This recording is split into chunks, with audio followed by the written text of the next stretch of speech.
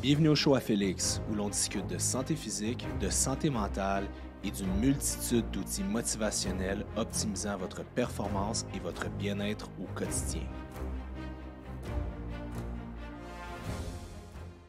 What's up tout le monde? Bonjour, bienvenue à un nouvel épisode du show à Félix. J'espère que vous allez bien ce matin, ou ce midi, ou ce soir, tout dépendant quand vous m'écoutez. Je voulais commencer l'épisode en vous disant merci pour votre engagement, que ce soit sur YouTube, Spotify, c'est vraiment nice. Les gens qui laissent des pouces, des commentaires, c'est vraiment full apprécié. Fait qu'aujourd'hui, on parle de l'entraînement. C'est mon volet numéro 3, en fait, c'est l'entraînement chez la femme qui est déjà là, quand même rendu assez loin dans son processus de transformation physique puis qui veut l'amener juste à un autre niveau. Vous allez voir, les stratégies restent sensiblement... il y a des choses qui se ressemblent, il y a des choses qui sont un peu différentes. Puis ce que je veux dire par là, c'est qu'il n'y a pas de... Il n'y a pas de formule magique quand vient le temps de faire de la recomposition corporelle. Il n'y a pas un truc spécial. Fait que, laissez-vous pas nécessairement berner par des gens qui vont dire « Hey, j'ai un produit magique qui va t'aider à atteindre ton objectif » ou j'ai découvert tel truc. La réalité, c'est que la perte de gras, c'est quand même assez simple. Mais c'est vrai que quand on arrive à la fin, là, qu'on veut vraiment être le plus ripped possible, c'est là qu'il y a peut-être des stratégies qu'il faut octroyer. Fait qu'on va prendre... une nouvelle cliente, on va l'appeler Karine, OK? Aujourd'hui, je m'ennuie de dire Isabelle, mais ça va être Karine. Fait que Karine, elle a un pourcentage de gras qui est autour de 15,5 %, ce qui est un pourcentage de gras qui est vraiment bon pour une femme. C'est vraiment bas, là. Fait que c'est optimal, mais elle, ce qu'elle veut, c'est qu'elle veut être encore un peu plus lean. Elle veut se rendre à 13-14 %, puis elle veut ajouter quelques livres de masse musculaire parce que, je sais pas, elle a un photoshoot ou elle a une soirée ou elle a quelque chose, elle se marie, tiens, ou elle va dans le sud puis elle va être le plus optimisée au niveau de sa shape. Ben, la première chose qu'il faut savoir, c'est que si Karine a réussi à se rendre jusque-là, ben, c'est qu'elle a fait quelque chose de bien. Fait que moi, ce que je dirais, c'est de garder un peu ses habitudes. Mais ce qu'il faut comprendre, c'est que là, quand tu arrives à un certain point, au niveau de ton pourcentage de gras, ta masse musculaire, que tout est optimisé, il faut que tu te poses des questions. Parce que vous le savez, c'est le déficit calorique qui va vous aider à perdre du gras. Et c'est l'intensité au niveau des trainings, puis le total de protéines que vous allez consommer qui va faire est-ce que vous gardez de la masse musculaire ou est-ce que vous en perdez. Fait que là, on a un beau problème avec Karine parce que on a deux choix. Ou on décide de couper encore sa nourriture ou on augmente son activité physique. Puis Karine... Le but, c'est qu'on veut pas non plus qu'elle soit verte, orangée, puis qu'elle n'aille pas d'énergie. Fait qu'à un moment donné, si on est toujours en train de couper les calories, ce qui se passe, c'est que, mettons, je donne un exemple, Karine est rendue à comme 1400 calories, c'est quand même pas beaucoup pour, mettons, sa grandeur, son poids, son âge, ou 1300, tiens, on va faire un chiffre qui est vraiment bas. Mais le problème, c'est que si elle continue à couper, malheureusement, il y a des vitamines puis des minéraux qu'elle sera plus capable d'aller chercher en assez grosse quantité à cause du peu de calories qu'elle va consommer. La deuxième des choses aussi, c'est que ça se peut qu'elle manque de fibres. Fait que ça peut jouer sur son système digestif. L'autre chose aussi, c'est que ça peut que ça l'affecte un petit peu sa santé mentale, son énergie, et ça peut créer d'autres problèmes. Le trade-off de la shape par rapport à la santé mentale, il faut faire bien attention. Parce que pour les filles que vous voyez sur des stages de bikini, fitness, whatever, à moins qu'il y ait des génétiques d'une fille sur 1 million, la majeure partie sont pas en bonne santé sur le stage, puis sont pas heureuses, puis c'est vraiment difficile. Ben, elles sont heureuses parce que, je veux dire, ils ont fait une compétition, là, mais c'est très difficile par la suite. Puis ce qui se passe, c'est que si vous descendez trop bas au niveau de votre body fat, il va y avoir un effet rebound. Chez les femmes, à cause des hormones, ça peut vous faire la rétention d'eau excessive une fois que vous avez atteint votre shape et tout ça. Fait qu'il faut faire attention. Fait qu'est-ce que moi je ferais avec Karine? Je serais comme, OK, là, ce qu'on va faire, c'est qu'on va pas continuer à diminuer tes calories parce que je trouve que tes calories sont déjà trop basses. On va augmenter ton activité physique. On va augmenter ta dépense énergétique. Fait que la première chose que tu vas décider de faire, c'est d'augmenter ton activité physique, mais pas ta musculation. Parce que la musculation, c'est fait pour gagner du muscle ou maintenir sa masse musculaire. Puis là, le problème, c'est qu'avec Karine, rendu où est-ce qu'elle a avec son bas pourcentage de gras, le peu de calories qu'elle consomme, rajouter de l'entraînement musculaire, ça va juste lui nuire, ça va juste créer plus d'inflammation au niveau de ses muscles. Et à cause du fait qu'elle ne mange pas beaucoup de calories, ça va juste augmenter son incapacité à récupérer. Fait que c'est là que ça cause un problème. Fait qu'avec elle, on va s'en tenir à 4 entraînements par semaine de musculation, des gros entraînements pour préserver le tissu musculaire qu'elle a sur le corps, mais on va y faire du cardio en endurance. On ne veut pas aller faire du cardio en anaérobie. On ne veut pas faire du cardio qui n'est pas capable de parler, qu'elle utilise ses sucres parce que on a tellement peu de calories qu'on consomme que tous les glucides qu'elle va consommer, on veut que ça soit drivé dans le muscle, on ne veut pas que ça soit brûlé ou oxydé durant l'entraînement. L'autre chose qu'on va faire aussi avec Karine, c'est vu qu'elle a une alimentation qui est très stricte, 1300-1400 calories, toutes calculées, ça fait qu'elle n'a pas beaucoup de glucides. Mais ce qu'on va faire, c'est qu'on va y mettre des glucides durant ses trainings. Le meilleur glucide qu'on va lui donner, c'est la dextrine cyclique, cluster dextrine en anglais. C'est un sucre qui est absorbé directement au niveau musculaire. Ça va tellement vite que ça a peu d'incidence sur l'insuline. Donc, ça va être vraiment intéressant parce que ça va être drivé directement au niveau, à cause du poids moléculaire, ça va être drivé directement dans le tissu musculaire. Fait que ça va nous aider. On va essayer d'aller chercher quelque chose comme, mettons, autour de 30 grammes de glucides pour son poids et sa grandeur. Fait que 3, 6, 9, 12, on parle d'environ 120 calories, c'est pas beaucoup.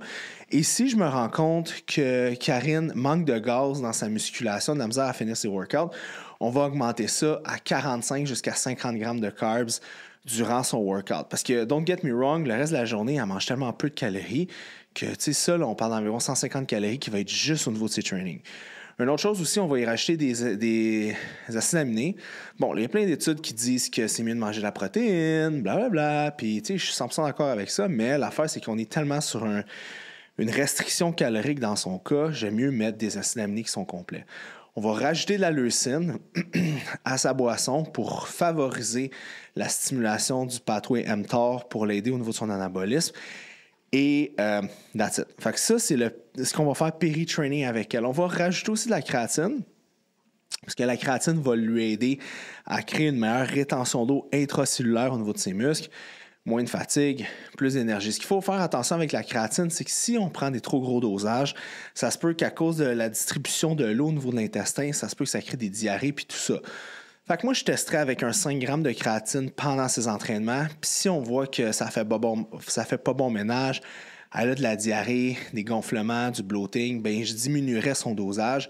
En fait, je garderais 5 grammes, mais je ferais, mettons, 1 gramme au déjeuner, 1 ou 2 grammes au dîner, 1 gramme ou 2 grammes au souper. Fait que durant toute sa journée pour minimiser les impacts négatifs que la créatine sur quelqu'un qui peut avoir des inconforts digestifs en consommer pourrait lui apporter. Okay?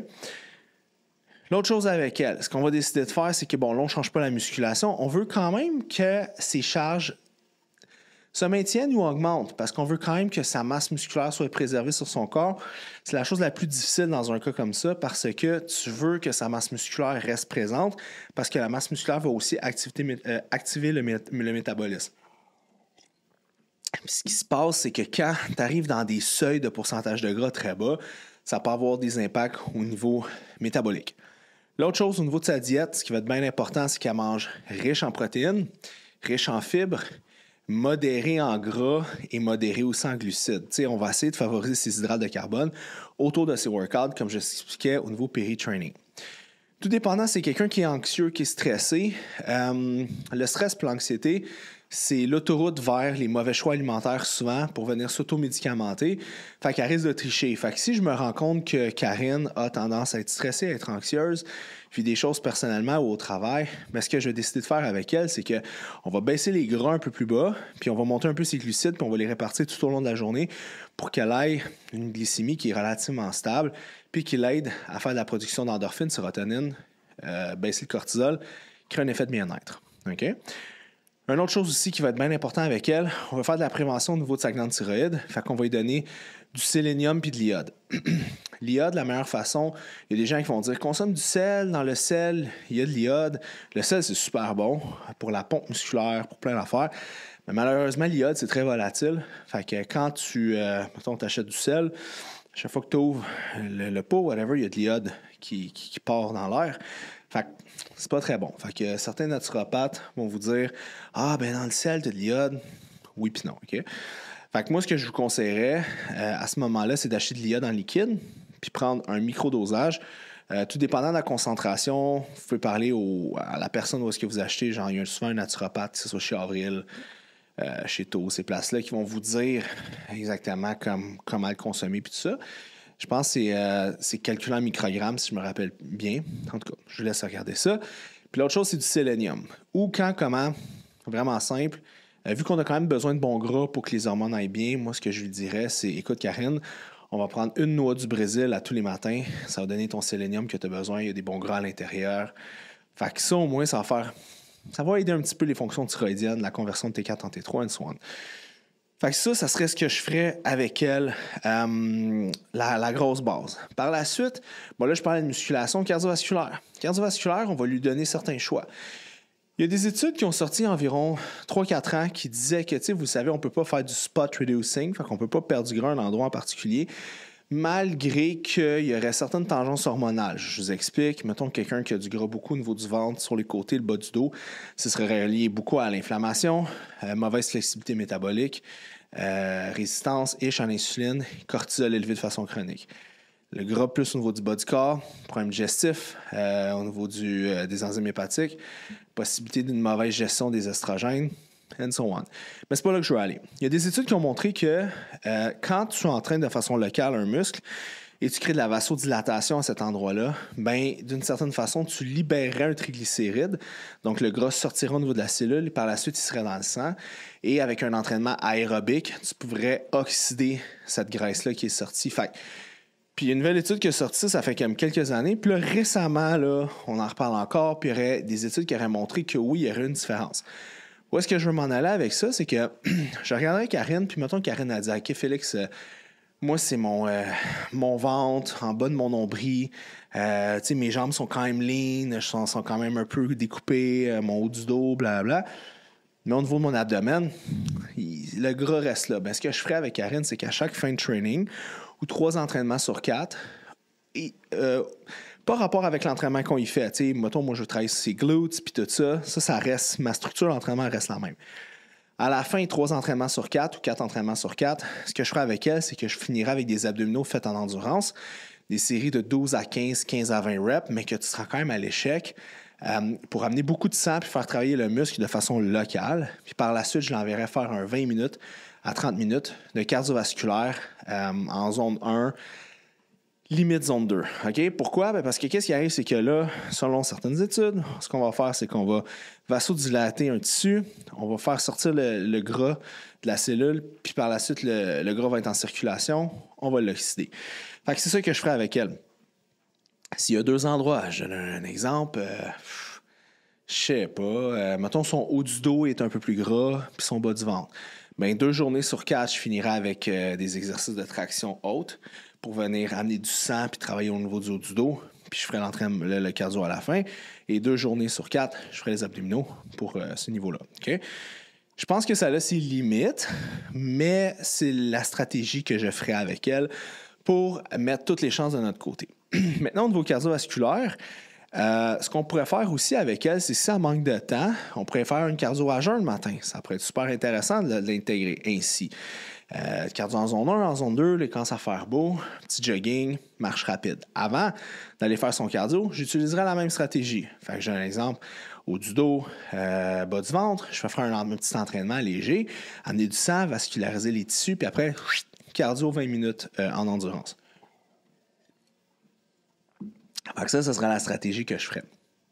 Une autre chose aussi, c'est que c'est bien beau le body fat, mais le but, c'est votre look, right? Pourquoi vous voulez perdre du gras? C'est pas pour un chiffre. On s'en fout des chiffres. Je peux vous dire 12, 24, 36, 48, ça veut rien dire pour vous autres.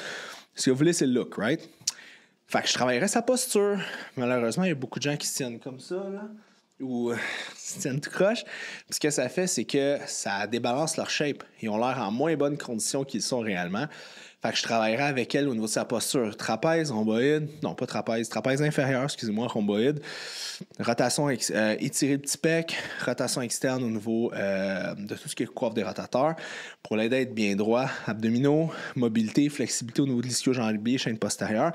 Fait que je m'assurais que au niveau de comment qu'elle se tient sa posture, puis là, je me remets droit, sa posture soit optimale puis adéquate. OK? De cette façon-là, on irait tromper l'œil. N'oubliez pas, le physique, c'est vraiment un trompe-l'œil. Comment tu peux avoir l'air de ci pis ça.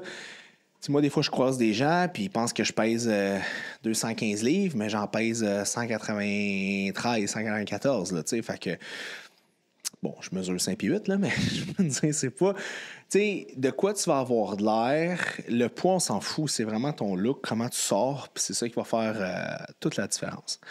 Fait que c'est vraiment la stratégie que je ferais avec elle au niveau nutrition et training. Une autre chose aussi, on le sait, c'est que la santé mentale, c'est full important.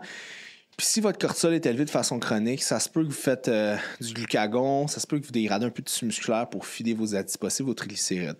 Fait qu'on veut s'assurer de rentrer des moments de détente dans la journée. Une bonne façon, c'est avec les respirations. La règle du 3-3-3, 3 respirations par minute pendant 3 minutes, 3 fois par jour. Okay? Fait que, vous prenez une grande respiration, vous le tenez, vous le relâchez. Fait qu'il faut qu'il y ait 3 respirations dans une minute. Fait que c'est comme une espèce de box, là. Fait que vous respirez, vous le tenez. Bon, ça va aider à dropper de façon drastique le cortisol. Une autre façon en neurosciences, c'est de prendre une respiration, d'en prendre une deuxième et de relâcher le tout. Ça aussi, c'est prouvé au niveau du cerveau que ça va vous aider à vous détendre. Okay? Fait que c'est des petites stratégies comme ça. Puis là, après, vous pouvez aller dans tout ce qui est supplémentation. T'sais, on parle de ashwagandha, théanine, tout ça. Mais restons-en comme ça. Parlons de théanine, par contre. La théanine, vous le savez, j'en parle souvent, la L-théanine, c'est ce qu'on trouve dans le thé, c'est ce qui aide à avoir une meilleure gestion de la caféine. Moi, c'est quelque chose que j'incorporais 3 fois par jour, matin, midi, soir, je trouve. Puis là, je veux pas partir en peur, mais je trouve que ça a un impact, un léger feeling d'antidépresseur. Je ne suis pas en train de comparer la molécule. Moi, j'en prends, puis ça n'a pas du tout rapport, mais je trouve que ça fait un bon travail. Fait que ce que je donnerais, c'est du 200-250 mg de théanine le matin, le midi et le soir pour avoir une belle gestion de santé mentale, puis une belle gestion du stress au quotidien dans la vie. Une autre chose, c'est à chaque fois que la personne consomme du café, le café, très neurostimulant, stimule aussi la dopamine, puis aide à brûler de la graisse. Mais ce que je ferais, c'est que j'incorporerais quand même de la théanine à chaque café pour avoir moins le feeling d'anxiété, parce que quelqu'un qui a de l'anxiété de façon chronique va avoir tendance à binger dans du sucre, right? Fait que je vous dirais que ce serait la structure à faire pas mal avec elle. Une autre chose aussi, c'est que je m'assurais, qu'est-ce qui arrive, c'est que quand tu manges pas beaucoup, puis quand tu es dans un contexte comme ça, tu es souvent déshydraté puis tu peux te blesser. Fait que je m'assurais qu'elle ait suffisamment d'électrolytes, sodium, potassium et magnésium, puis ça soit bien balancé au niveau de sa diète. Pourquoi? Bien, simplement parce que ça va l'aider à ne pas retenir de l'eau. Toujours le principe d'osmose. Moins vous buvez, plus vous faites de rétention d'eau, plus vous êtes hydraté, moins vous retenez d'eau. Fait que le but, c'est ça. Et c'est de jauger aussi son eau dans la journée. T'sais, si on voit que... Parce que les gens boivent beaucoup d'eau souvent, ce qui est excellent, mais souvent ils arrivent à 2-3 heures l'après-midi, puis l'urine est très pâle, c'est quasiment blanc. Ça veut dire qu'ils sont en train de déminéraliser. C'est pas bon. Fait que là, à ce moment-là, j'augmenterai les électrolytes. Si ta couleur d'urine est comme tu taches le bol de toilette jaune, là, ça veut dire que tu ne bois pas assez d'eau. Parce que c'est rare que tu consommes trop de minéraux ou trop de vitamines. Ça se peut, là, mais c'est plus rare. Fait que moi, à ce moment-là, je dirais augmente ton eau. Fait que c'est de jouer comme ça. Mot de tête, quelqu'un qui a un bas body fat puis qui coupe ses calories, c'est souvent quelque chose qu'on voit. Souvent, c'est une question de pression. Ça peut jouer au niveau de la vasopressine, mais tu pourrais augmenter le sodium. Le sodium pourrait être augmenté péri-workout. Fait que, tantôt, je parlais d'une boisson péri-training. Pourquoi pas craquer un 300 mg de sodium là-dedans? Ça fait la job. Okay? Vous pouvez me rendre à 100 mg si vous voulez. Si vous êtes... Non, c'est des filles, là. Ils ne sont pas bif, là, mais après même se rendre à 1 gramme. Okay? Fait que je vous dirais que ça serait pas mal ça, mes conseils. Il y a des gens qui diront, OK, qu'est-ce que tu penses des bains froids? Qu'est-ce que tu penses de certains suppléments comme la vitamine C en haut dosage, whatever? Ce qui se passe, c'est que si vous êtes vous êtes contre l'inflammation, fait bain froid pour baisser mon inflammation, vitamine C 1,5 g et plus pour baisser mon inflammation. Le problème, c'est que quand tu entraînes le muscle, tu as besoin d'avoir de l'inflammation dans le tissu pour créer une croissance du tissu musculaire. Fait que plus que tu utilises des cold plunge, plus que tu utilises des antioxydants en grosse quantité, plus que malheureusement, oui, tu vas baisser l'inflammation, which is a good thing, mais l'affaire, c'est que tu vas empêcher ton corps aussi d'aller chercher une hypertrophie qui est significative. Fait que tu veux toujours jauger entre récupération, inflammation, puis tu veux t'assurer aussi que tu te blesses pas. Fait que c'est bon de ne pas être trop inflammé. Fait que si tu sens que tu récupères pas dans tes trainings, puis tu t'entraînes juste 4 fois par semaine, puis tu t'entraînes fort, baisse ton volume d'entraînement. Fait que fais moins de séries, OK? les répétitions, tu peux les garder les mêmes. Si tu vois que tu récupères très, très, très bien tes trainings de training en training, même trop bien, ou que tu n'es pas raqué après tes workouts, augmente ton volume un peu. De combien? 20%. Même chose si tu veux baisser ton volume. De combien? 20%. OK? Puis commence à baisser ton volume aussi sur des muscles accessoires. Mettons biceps, triceps, peut-être la pectoraux, la fille s'en fout, peut-être un peu quadriceps à la limite. Mais garde ton volume élevé pour les gros groupes musculaires que tu veux développer. Préférablement chez une femme, ce qui revient le plus souvent, là, c'est fessiers, épaules, dos. C'est ça. Je vous dirais que c'est pas mal la stratégie que j'utiliserais pour quelqu'un qui va aller chercher les derniers grattés, là, ce qui reste. Mais encore là, juste vous dire, si vous baissez votre body fat plus bas que votre génétique est capable de le tolérer, vous n'allez pas être capable de le maintenir à long terme. Ou ça va être un combat perpétuel, puis je vous le recommande pas. OK? Je vous dirais toujours de vous tenir, mettons que votre pourcentage de gras de rêve, là, vous êtes une fille, votre pourcentage de gras, votre dream physique, là, il est à, mettons, 13%, 14%. Maintenez-vous à 16%. Fait qu'on parle d'environ 4-5 livres de plus que votre rêve. Mais oui, c'est 5 livres. 5 livres, on s'entend, c'est pas grand-chose. Mais l'affaire, c'est que vous êtes capable de le maintenir à long terme. Parce que quand votre adipocyte est trop vide, ben la gréline, la leptine, l'hormone de la faim est comme mange. Puis tu sais, je l'ai été là, dans des body fat là, en bas du 10% pendant des mois. Puis c'était un travail comme, tu sais, je courais tous les jours, je faisais de la musculation. J'ai revu des photos récemment, tu sais, t'as comme dans ton iPhone, t'as des souvenirs, puis je suis tabarnak. J'ai des gros bas, j'avais des gros pecs, j'avais de la peau, là, tu sais, c'était genre de la peau de même sur mon ventre, mais j'avais l'air malade, là. Tu sais, j'étais trop lean, puis je me rappelle, dans ce temps-là, j'étais tout le temps en train de combattre ma faim. Puis c'est sûr que j'ai laissé des gains sur la table. Fait qu'à un moment donné, il y a une limite entre vouloir avoir ta shape de rêve puis juste te sentir bien. Fait que, tu sais, c'est pas normal que tu sois dans un combat à chaque heure de ta journée là, pour fighter ton body fat puis tout ça. C'est pas sain. Fait que, tu sais, mettons, moi, je sais que, mettons, mon pourcentage de gras que je préfère, c'est 9% autour de ça. Ben, je sais que mon goal, ça serait de me tenir autour de 12. Là, en ce moment, je dois être autour plus de 18, quelque chose comme ça. 17, 18. Fait que, tu sais, je le sais que 12, 13, 14, 15, 16, 17, 18. Mettons, j'aurais une dizaine de livres à perdre live. 10-12 pour être genre vraiment comme OK, ça, je peux maintenir cette shape-là sur le long terme. Puis le but, c'est de le perdre doucement. Mais ça sera pour les prochains podcasts que je vais parler des hommes. Fait que si votre chum, votre père, votre frère s'entraîne, ou même vous êtes un gars puis vous étiez juste curieux de m'écouter, ça s'en vient. Je parle de vous, les boys, dans les prochaines semaines. Fait que voilà, si c'est un épisode qui vous a plu, laissez un petit pouce sur YouTube. Si vous m'écoutez sur Spotify, un petit 5 étoiles, c'est toujours full apprécié. Prenez le temps d'aller sur YouTube et de dropper un petit commentaire, un petit pouce. Là, dans le fond, à chaque semaine, je réponds à vos questions. Là, ma collègue Stéphanie est débordée parce que mon directeur général est en voyage, est au Mexique pour son mariage. Puis là, je m'en vais là tantôt. Là. Je pars dans 2 heures à l'aéroport, mais je ne voulais quand même pas vous oublier. Puis je voulais faire quand même le podcast. Fait que je cours un peu après ma queue ce matin. Fait que je peux pas répondre à vos questions parce que j'ai pas reçu ma liste, mais je ferai un spécial la semaine prochaine. Je répondrai 2 fois plus à vos questions. Fait que c'est né que la partie remise pour la semaine prochaine. Fait que gênez-vous pas de dropper des questions sur YouTube en dessous de cette vidéo-là. Je vais tout cumuler et je vais répondre à absolument toutes les questions. À date, il n'y en a pas trop. On se tient tout le temps en bas de 10-15. C'est parfait. Ça me laisse le temps d'élaborer comme que je veux sur vos questions. Gênez-vous pas, il n'y a pas de questions niaiseuses. Puis ça me permet ici, comme ça, de développer un peu plus. Fait que j'adore ça. J'adore vraiment ça. Fait que voilà, les amis, c'est tout ce qui complète aujourd'hui. N'oubliez pas de partager sur Spotify si vous voulez. Laissez un commentaire, c'est tout le temps, il faut l'apprécier. Et nous, on se voit la semaine prochaine. Bye!